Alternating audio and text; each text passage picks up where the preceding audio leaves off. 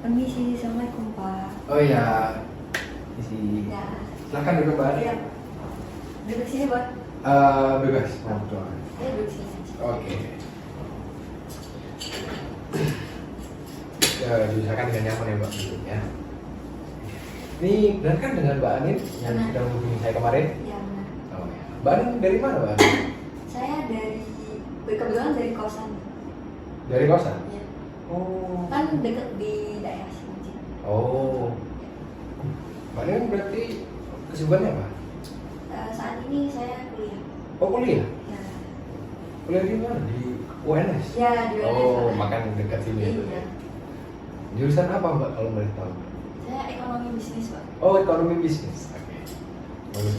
Wah, dia orang-orang pembangunan ini. Pinter hitung-hitungan berarti ya, Mbak ya? Enggak juga. Enggak juga. Oke. Mbak Anin semester berapa kalau boleh tahu, Mbak? Sekarang semester 3 Pak. Oh, semester 3. Masih baru-baru berarti ya. Iya masih baru Pak. Ya masih. Ya, Mbak Anin, tujuannya apa, Mbak Anin? Jadi saya pengen sedikit mengurangi beban masalah sih.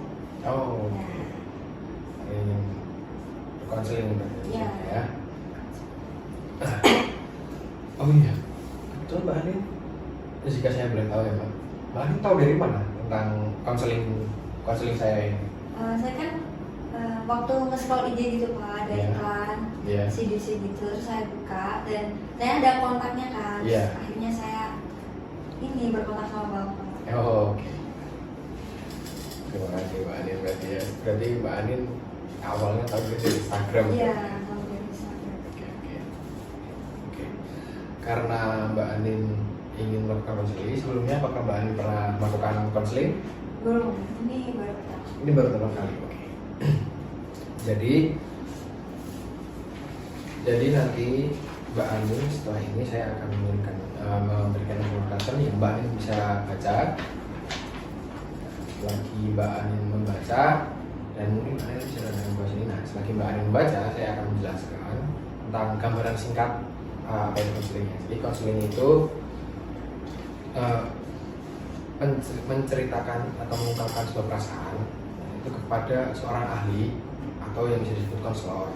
Nah, konseling itu bebas, nanti Mbak Anin bisa menceritakan semua masalahnya tanpa ada yang ditutupi, tanpa ada yang dirahasiakan. Terus juga Mbak Anin tidak perlu merasa takut bahwasanya nanti informasi Mbak Anin akan keluar dari ruang konseling ini. Tidak akan, karena saya sebagai konselor memang sudah berjanji untuk menjaga kerahasiaan di saat sesi konseling itu berlangsung.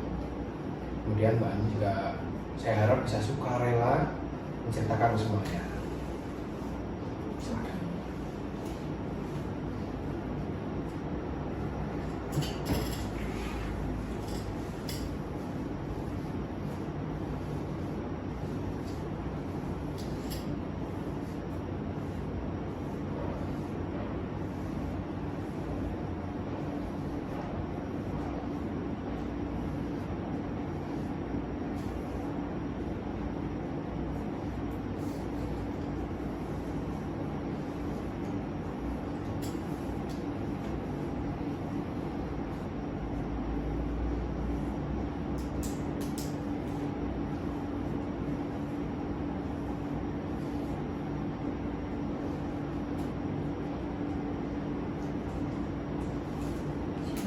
Oke.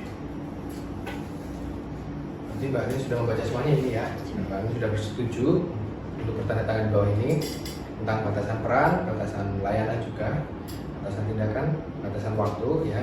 Jadi kebetulan maksimal ya sesuai tertera di sini, maksimal kita menyepakati 45 menit ya selama sesi konseling ini berlangsung maksimal. Selanjutnya, sebelum kita memulai, mungkin ini jadi tahap pertama untuk kita mulai sesi konseling kali ini, saya akan membagikan sebuah lembar yang berjudul My Problem. Nah, di sini nanti Mbak Anin bisa menuliskan gambaran singkat tentang permasalahan yang dialami oleh Mbak Anin. Silakan.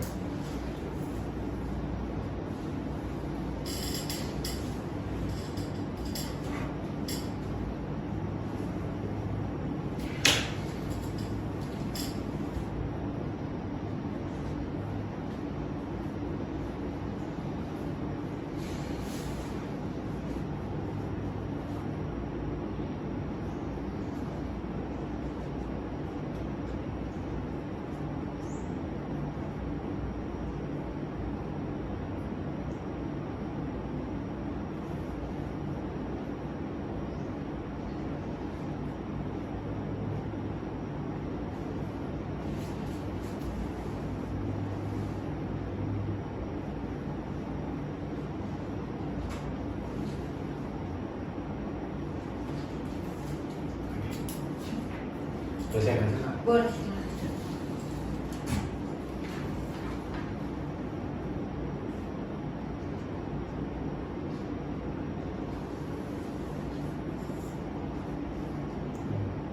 Jadi Mbak Anin merasa capek dengan Mbak Anin di program MBKM ini karena tujuan Mbak Anin tidak terpenuhi.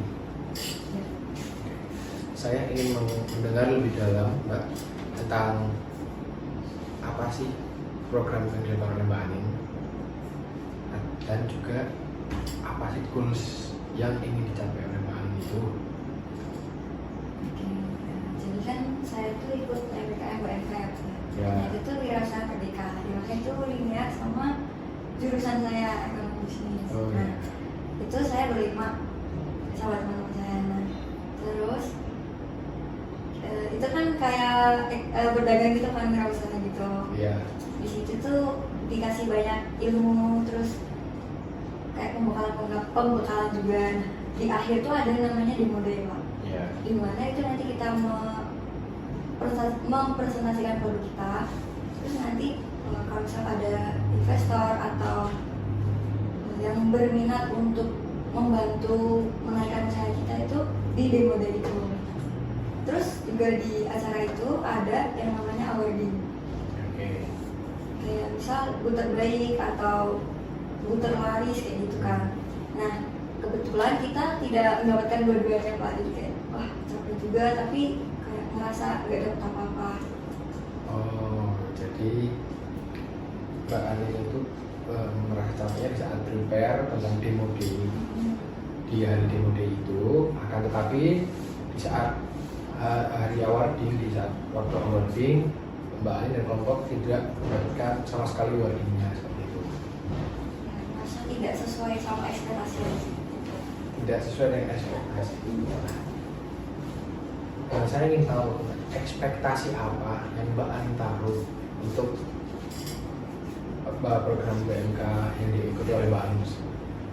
Jadi saya nggak tahu teman-teman saya berekspektasi gimana, tapi saya tuh berekspektasi kalau misalnya nanti bakal dapat investor, terus ada yang mendanai bisnis kita, terus nanti mungkin bisa jadi besar, terus mungkin ada pengembangan lain kayak gitu, sampai membuka ruko dan lain-lain.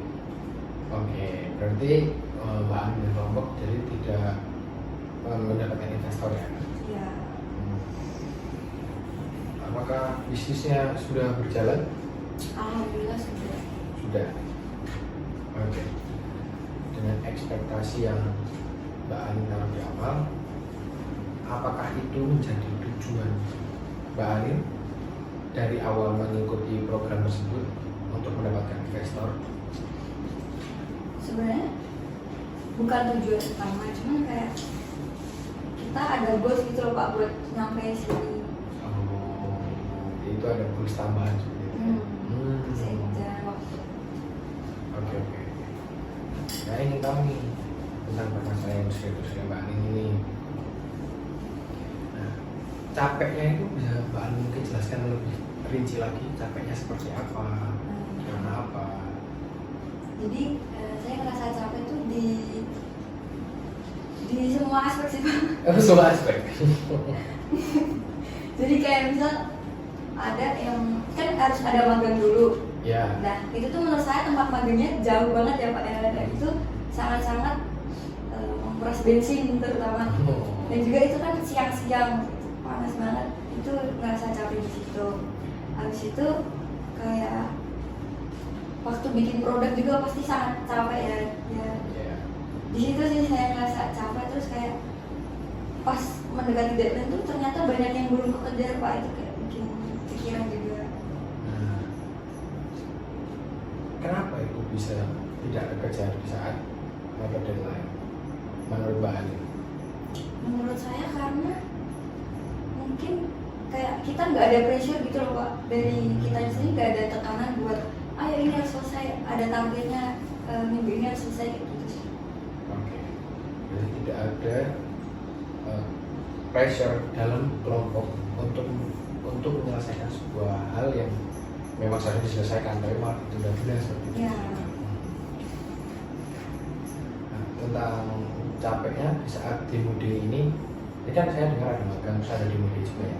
Apakah di saat demo day dan magang itu waktunya sangatlah mepet atau seperti apa? Menurut saya nggak mepet ya Pak, karena setelah magang selesai itu tuh ada jeda 1 bulanan mungkin ya buat mempersiapkan demo day itu. Oh, berarti ada waktu 1 bulan itu untuk mempersiapkan demo day. Ya, menurut saya, seingat saya segitu. Oke, nggak apa-apa. Saya ingat Mbak Ali. Oke. Nah, untuk 1 bulan sebelum demo day, hari-hari demo day ini, apa yang dilakukan Mbak Ali dan kelompok? Apakah di situ juga Mbak Ali merasa capek pada saat 1 bulan sebelum demo day itu? Capek, saya sama temen-temen tuh sebenarnya capek semua, cuma ada kan udah ada job desk masing-masing, udah Ya. dibagi masing-masing, tapi ya kayak merasa capek aja. Berarti sebenarnya sudah melakukan hal-hal yang memang seharusnya dilakukan. Sudah. Berarti kan tadi semuanya sudah terkejar ya Mbak ya. Yang tadi Mbak Alim bilang kan ada bahwasanya ternyata banyak hal yang tidak terselesaikan. Nah, tapi di saat ada prepare waktu sebelum demo day itu, Mbak Alim dan kelompok pun sudah mengerjakan hal yang harus dikerjakan. Apakah semuanya tidak selesai atau selesai? Selesai, cuman kayak ada kita pakai alternatif lain gitu loh Pak. Misal karena ada kendala dana dari pusat, Ya. itu kayak kita kan aslinya box udah desain, udah kayak teman-teman tuh ngedesain malam-malam kayak gitu ya Pak. Dan ternyata ada kendala dana yang mana cairnya itu H-2 demo day. Itu kan ya itu nggak bisa ya kalau misalnya kita harus pesen di saat itu juga nggak akan bisa jadikan Pak. Jadi Ya. itu juga sih, wah nggak bisa. Oke, saya mengerti. Jadi ada faktor eksternal juga yang menentukan dan berpengaruh juga. Ya. Tidak hanya faktor internal juga. Nah, seberapa besarkah dampak permasalahan yang Mbak Ani sekarang alami ini ke kehidupan Mbak Ani sekarang? Menurut saya, kalau saya tuh tipe yang gimana ya Pak ya, kadang sampai kepikiran, terus kayak misal saya alihin kemana, terus abis itu nanti datang lagi pikiran itu kayak gitu. Oh, jadi bisa dibilang mengganggu ya? Cukup mengganggu. Cukup mengganggu. Ya, Itu mengganggu keseharian Mbak Ani juga? kadang. Kadang. Waktu pikiran itu datang kembali, biasanya di saat apa tuh Mbak?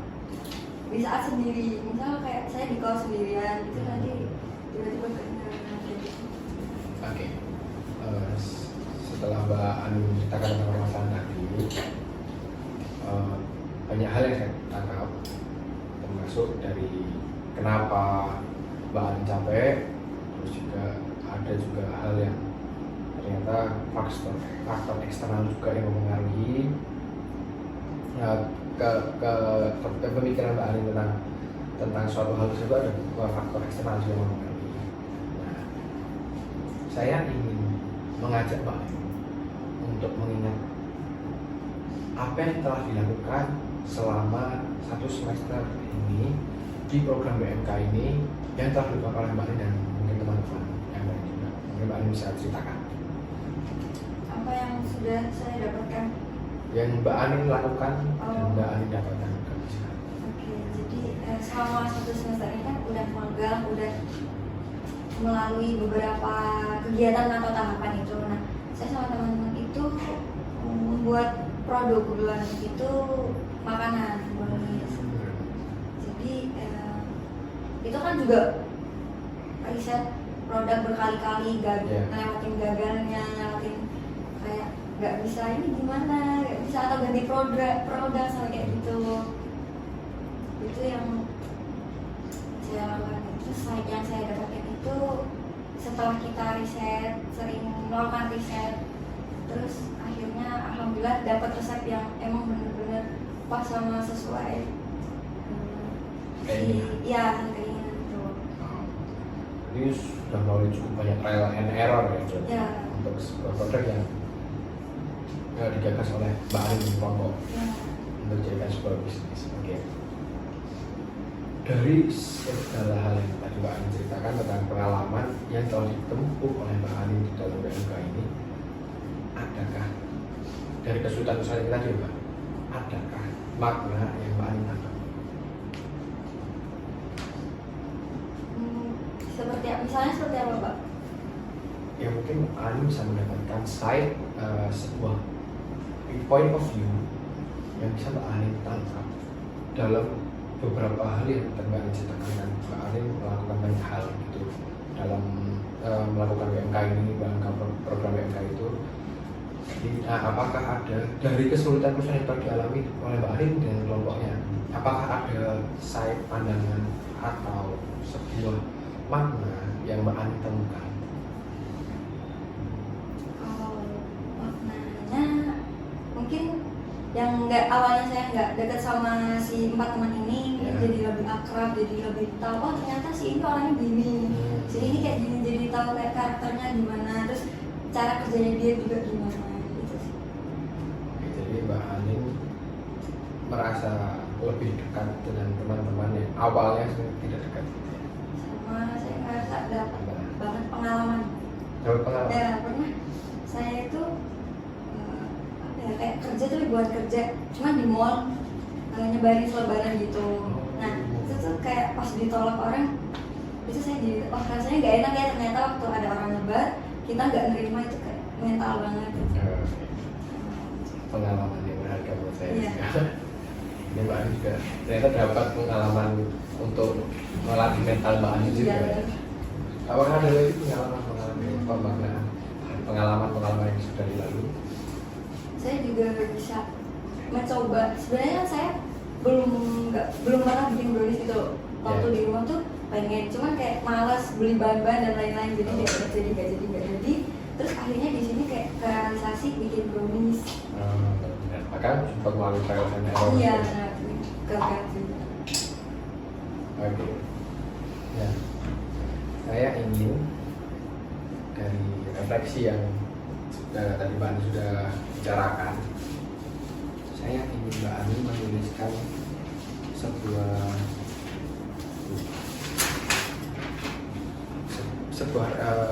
refleksi tadi, bisa dicurahkan semuanya di sini tentang yang tadi kita bicarakan tentang pemaknaan.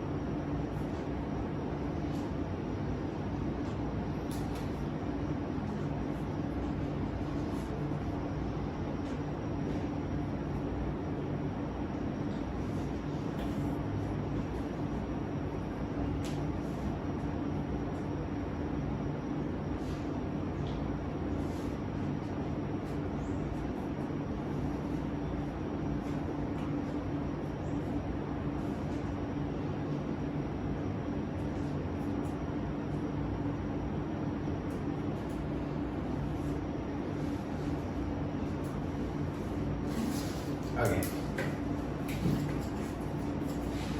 Izin membaca ya, Mbak. Ya.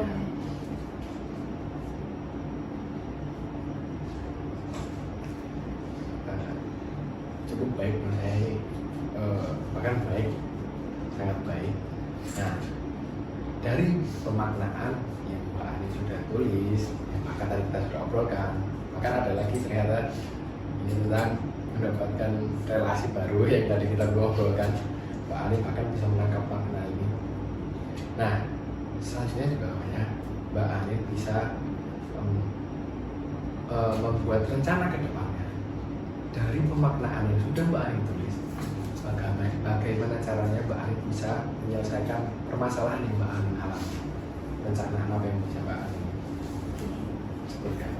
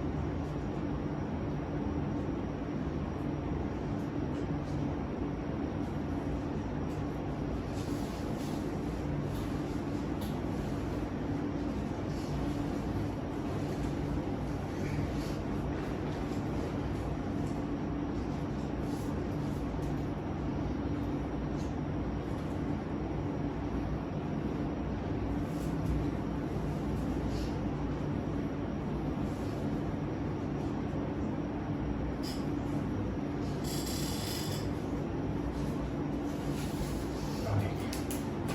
Terima kasih Mbak Anin. Selagi saya membacakan poin dari Mbak Anin, apa yang sudah ditulis, Mbak Anin boleh mungkin minum, atau mungkin mengelap atau menyeka keringat mungkin. Silakan, saya sediakan tisu dan air minumnya. Jadi di sini ada poin Mbak Anin ada 3. Pertama, melanjutkan usaha dan dengan tidak adanya investor. Kedua, memanfaatkan ilmu dan relasi yang ada. Oke, sangat bagus. Yang ketiga, mengembangkan lagi produk yang sudah ada. Oke. Nah, dari plan ini nih, saya suka dengan produk yang mana tentang rencana yang akan Mbak Ani lakukan ke depan. Dari ketiga plan ini, menurut Mbak Ani, manakah yang paling bisa terrealisasikan terlebih dahulu? Jadi urgensi mana yang bisa dilakukan terlebih dahulu dari plan ketiga plan tersebut? Nah, mungkin Mbak Ani bisa jelaskan. Menurut saya dari ketiga itu tuh saling berkesinambungan ya Pak ya. Ya. Jadi saya kan mau ini ya, saya kan poin pertama melanjutkan usaha Ya. dengan ataupun tidak adanya investor. Ya. Itu sama teman-teman mau rencana itu mau melanjutkan usaha. Dan terus kenapa berkesinambungan karena di nomor 2 ini memanfaatkan relasi yang ada. Jadi saya mau buka PO dengan memanfaatkan relasi yang ada, yang mana nanti kan saya membuat produk. Ya. Nanti kan seiring bikin produk, nah itu kan bisa mengembangkan lagi produk yang ada, mungkin ada tambahan topping atau mungkin varian lain seperti brownies keju yang biar balance gitu, nggak terlalu manis. Jadi, nah, ini berarti ini ternyata sudah urut ya apa yang dilakukan terlebih dahulu. Yang pertama melanjutkan, yang kedua memanfaatkan, yang ketiga mengembangkan. Ya, harapan besar. Nah, selanjutnya tentang aksi yang ini dilakukan Mbak Ani sudah dapat merencanakan tentang apa yang akan dilakukan, dan bahkan Mbak Ani sudah dapat mengurutkan tentang apa yang akan dilakukan terlebih dahulu.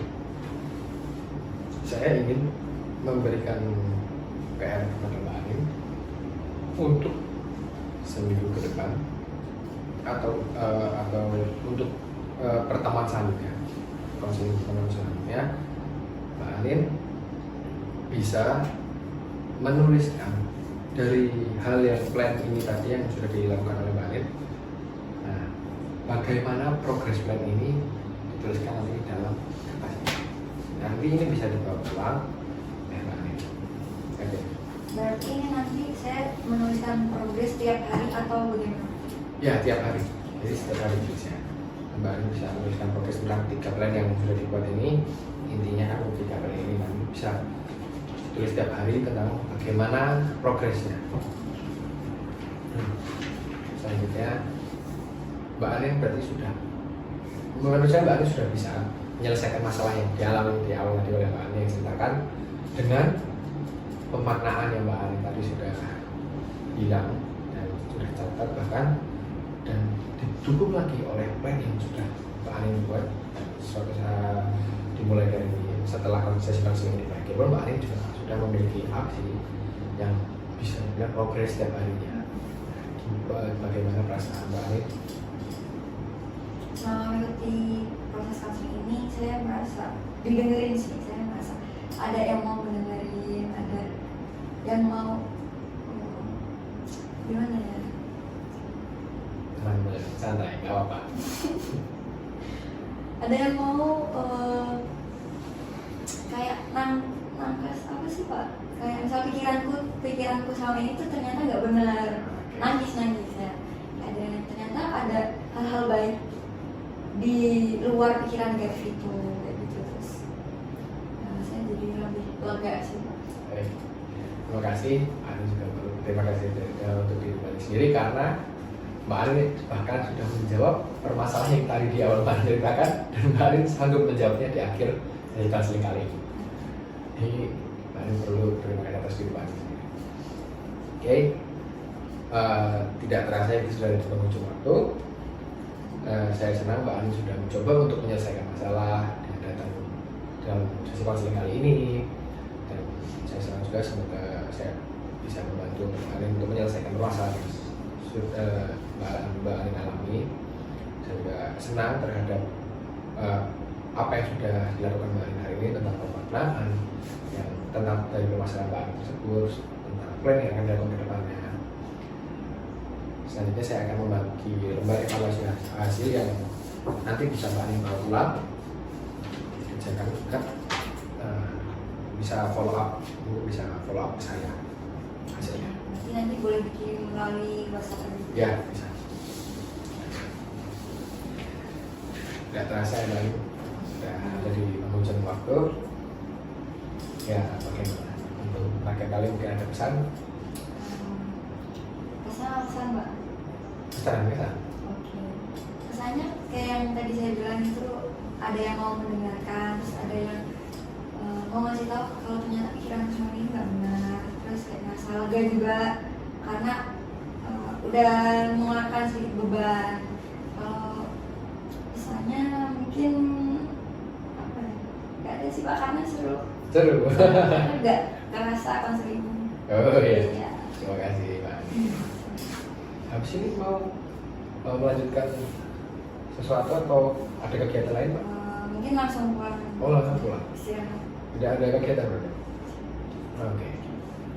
Kalau gitu saya ucapkan terima kasih. Ya, sama-sama. Saya mohon maaf juga kalau misalnya tadi saya menjelaskan ada yang nggak jelas gitu ya Pak, karena belibet.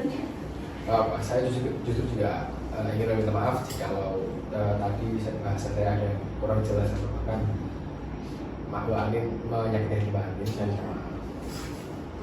Kalau gitu saya pamit buat pulang Ya, terima kasih. Pak. Terima kasih. Hati-hati di jalan Mbak Anin.